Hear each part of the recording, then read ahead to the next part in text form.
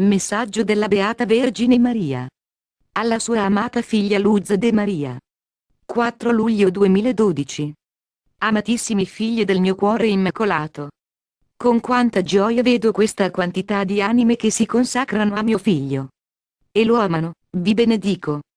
Miei cari, il sole scaglierà inaspettatamente il suo fuoco provocando grande sventura sulla terra. Gli uomini di scienza, e chi li avrà dimezzati vedranno crollare le loro convinzioni. L'uomo ha fatto progressi tecnologici a scapito dell'umanità.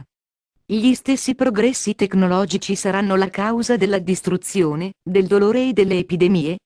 Quando giungerà quel momento, quelli che hanno lavorato ai progressi tecnologici alzeranno gli occhi al cielo implorando il perdono di mio figlio.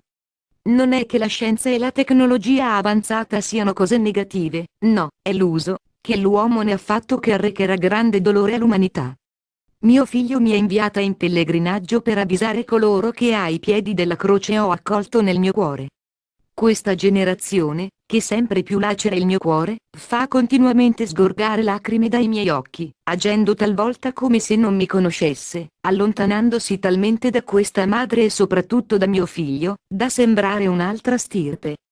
Camminate in modo così avventato, che l'astuto Satana si impadronisce della vostra mente per trasformarvi in strumenti, che provochino dolore ai vostri stessi fratelli. In ogni tempo lo Spirito Santo ha scelto dei profeti attraverso i quali trasmettere la sua parola, affinché il corpo mistico si prepari e si renda partecipe. In ogni tempo i miei profeti hanno messo in guardia gli uomini, annunciando e riportando gli eventi a venire, come in ogni tempo passato, anche in questo momento cruciale per l'umanità, quanti dei miei figli si scagliano contro di loro, negando la parola divina e le mie chiamate, consentendo al demonio di invadere i loro cuori con la gelosia, infondendo false verità, che hanno il solo scopo di sminuire la parola divina. Siate consapevoli delle mie ripetute chiamate. Non vengo a portarvi nuovamente il mio amore costante, è il mio amore, che mi induce ad annunciare ciò che sta per avvenire. Non vengo per compiacere quelli che vogliono sapere cosa accadrà, bensì per convertire le anime, non perché abbiano paura ma perché siano consapevoli che, allontanandosi dall'amore di mio figlio, diventano facile preda di Satana. La terra si è deteriorata rapidamente a causa della devastazione, che l'uomo le ha inflitto e per il peccato, che egli fa discendere continuamente su di essa, contaminandola e inquinando i mari, dimenticando che qualsiasi cosa sia gettata nell'acqua e sulla terra, si ripercuote di nuovo sull'umanità, portando con sé malattie sconosciute ed enormi danni all'organismo umano. Quanto è differente questa generazione, in quest'istante in cui ha completamente chiuso la propria anima alla chiamata dello Spirito Santo. Accecata dal desiderio di potere e di avventurarsi verso l'ignoto, si è addentrata negli abissi del male, che continuamente la tenta, la istiga e pone di fronte all'uomo molte nuove invenzioni inaspettate. Qualunque cosa accadrà, il padre ne è già a conoscenza. Non cadrà neppure un capello senza che egli lo abbia deciso.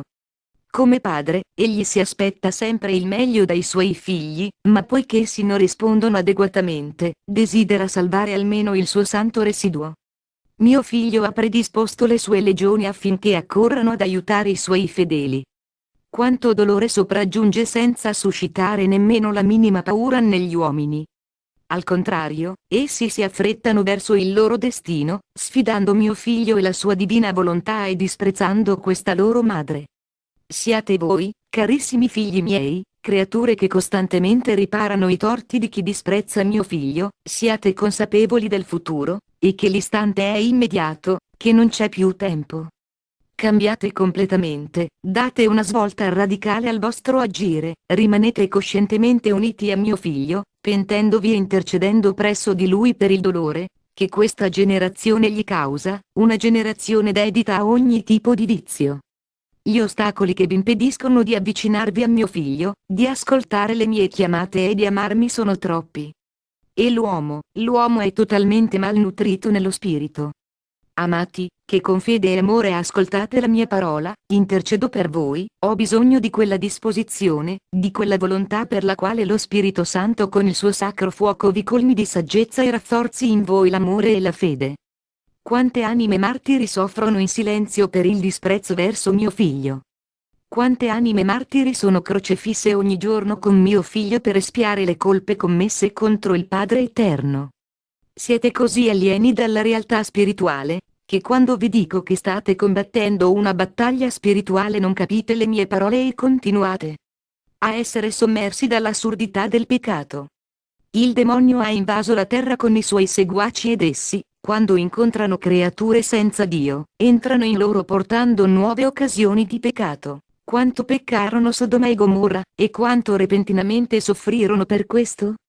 La misericordia di mio figlio è infinita, così come la sua giustizia. Non aspettatevi altra condiscendenza. Pregate, miei amati, pregate per la Nuova Zelanda, soffrirà presto. Pregate per gli Stati Uniti, patiranno molto. Pregate per Londra, soffrirà. La terra non arresterà il suo processo, le acque non potranno più essere trattenute, l'uomo deve essere purificato in modo che, una volta reso puro, possa davvero camminare verso mio figlio. Il mio vicario soffre e la Chiesa soffrirà, soffrirà, soffrirà. Pregate, pregate per ogni vostro atto, pregate per ogni pensiero. Pregate per ogni parola. Pregate con tutte le vostre forze, pregate a ogni passo. Pregate per ogni vostra azione. Siate creature di preghiera attiva. Il mio amore vi conduce verso la terra promessa attraverso inaspettati e costanti ostacoli, tra innumerevoli attacchi, nel dolore, non scoraggiatevi. Io vi guido e vi condurrò alla terra promessa. Vi benedico, siate amore.